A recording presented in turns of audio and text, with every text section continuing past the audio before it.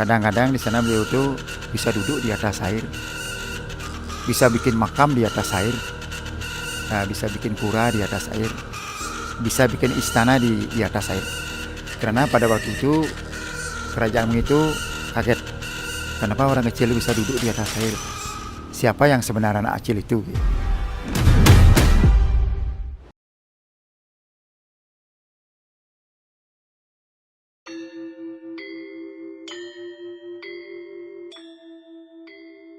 Hai Sobat Sejarah, apa kabarnya semua? Saya harap semuanya dalam keadaan sehat ya. Nah, seperti yang kita ketahui, Bali merupakan salah satu tempat yang memiliki banyak cerita sejarah. Nah, kali ini saya sedang berada di Pantai Seseh, Kecamatan Mengwi, Kabupaten Badung, Bali. Dan ternyata di sini ada loh peninggalan jejak akulturasi dari umat Hindu Islam yang bernama Pura Kramat Ratu Sakti.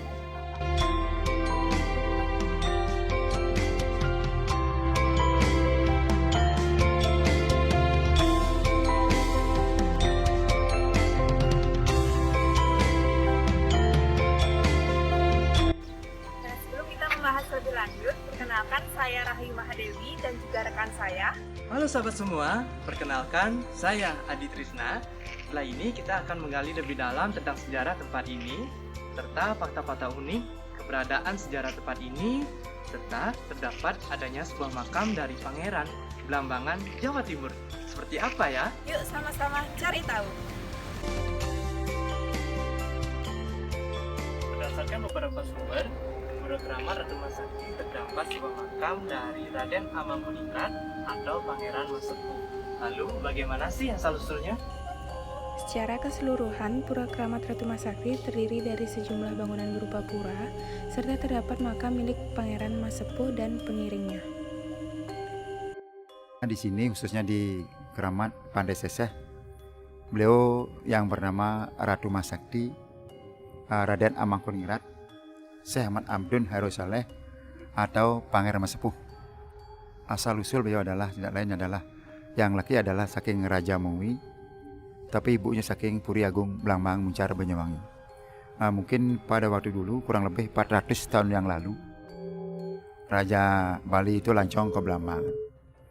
Ternyata di Blambangan itu singkat cerita beliau itu punya istri, lahirlah seorang putra laki yang bernama Pangeran Masepuh, Ratu Sakti, Raden Amangkuningat atau Syekh Ahmad Abdun Harusaleh. Ketika Raden Amangkuningat beranjak dewasa, ia bertanya kepada ibunya mengenai keberadaan ayahnya. Kenapa pangeran tidak punya ayah? Kemudian ibunya menjelaskan, pangeran punya ayah. Ayah pangeran adalah putra Raja Bali, Raja Mengwi. Setelah Pangeran Masepuh mendengar dari ibunya bahwa ayahandanya merupakan putra Raja Bali, Raja Mengwi. Pangeran Masepuh yang memeluk agama Islam ini kemudian datang ke Bali dan segera menuju ke kerajaan Mengwi. Namun, apakah sang pangeran bisa bertemu dengan ayahnya? Setibanya di kerajaan Mengwi, beliau tidak diizinkan masuk ke kerajaan. Kemudian beliau menunjukkan bahwa dirinya adalah orang yang hebat dan sakti yang merupakan putra Raja Mengwi. Kadang-kadang di sana beliau tuh bisa duduk di atas air, bisa bikin makam di atas air, bisa bikin pura di atas air, bisa bikin istana di atas air. Setelah tiba di kerajaan Mengwi, Raden Amangkuningat mendapat kabar bahwa ayahnya telah wafat dan kini hanya ada ibu tirinya.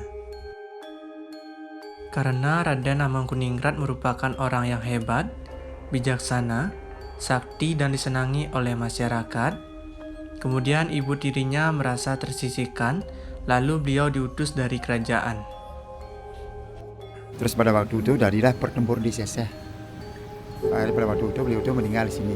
Nanti kalau sudah saya meninggal dunia, tolong bikinkan saya makam, tolong bikinkan saya pura. Kemudian dibuatkanlah pura yang bernama Pura Kramat Ratu Sakti. Bahwa di Bali itu ada 7 wali. Yang paling tertua di sini yang bernama Pangeran Masepuh Ratu Sakti Raden Amangkuningat.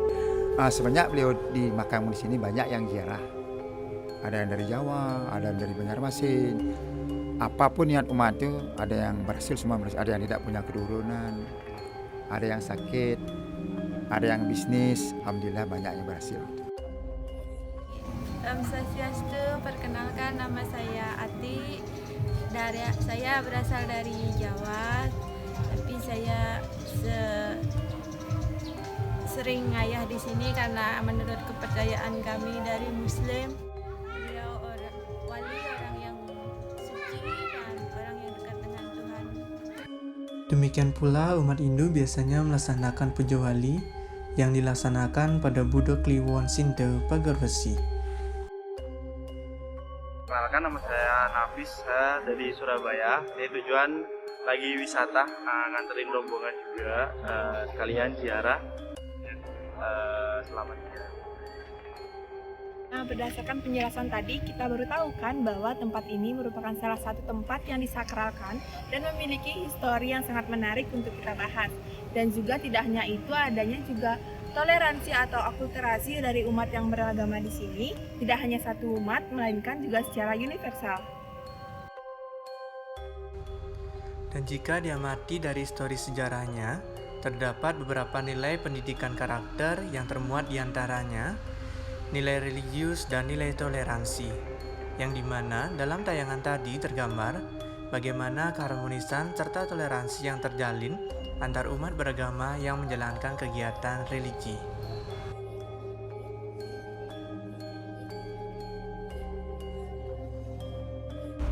Bangsa yang besar adalah bangsa yang mengenal sejarahnya. Istilah ini bukanlah kalimat pepesan kosong yang tiada artinya. Dengan mengenal sejarah, kita dapat menghargai pengorbanan dan perjuangan. Dengan mengenal sejarah, kita dapat belajar menghadapi tantangan di masa depan. Dengan mengenal sejarah, kita dapat meneladani spirit kebesaran dan kebanggaan. Dengan mengenal sejarah, kita adalah bagian dari peradaban.